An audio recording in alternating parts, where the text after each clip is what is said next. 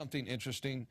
The Illinois Agriculture Department illegally seized privately owned bees that just so happen to be resistant to GMO poison.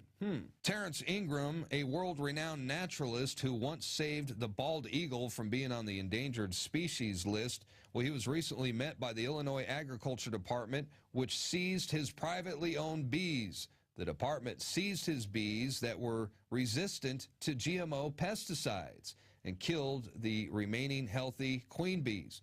Ingram had been researching the effects of Roundup, the Monsanto Frankenfood best-selling herbicide meant to make crops more resilient to pests. Roundup itself, well, you know, it has a long list of negative effects, with the product even shown to kill human kidney cells.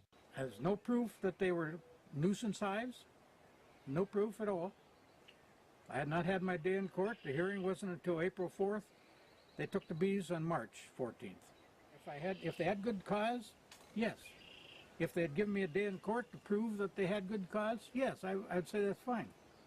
But when they didn't give me a chance in court to prove it, and without notifying me, without a warrant, I feel my rights have been definitely violated.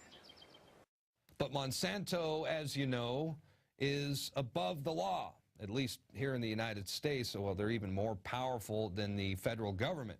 And as a result of the Monsanto Protection Act, well, there can be no legal action held against them.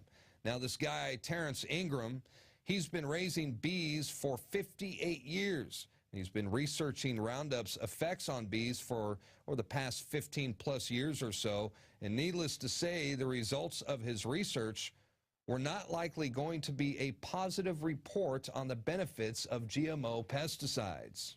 And speaking of Satan's all-time favorite corporation, Monsanto Corporation, last week there was a worldwide march against Monsanto, one of the biggest unified global protests in history. And of course, it was ignored by the mainstream press, but lots of people attended nationwide and globally. Now, here's some footage sent in to us from the March Against Monsanto in Reno, Nevada. And reportedly, MSN said that only a dozen or so people showed up in Reno, but in fact, it was closer to 1,000. So, and I understand that there was a really big, there it is, look at that. That is, damn, that's like the biggest Infowars.com banner I've ever seen. Nice job, guys. I want to thank Ty Robin. He sent that in, and he posted that march on YouTube. And those guys are out there promoting Infowars in places like Reno, Carson City, Lake Tahoe, and even Sacramento, California. So good job, guys. Way to spread the word.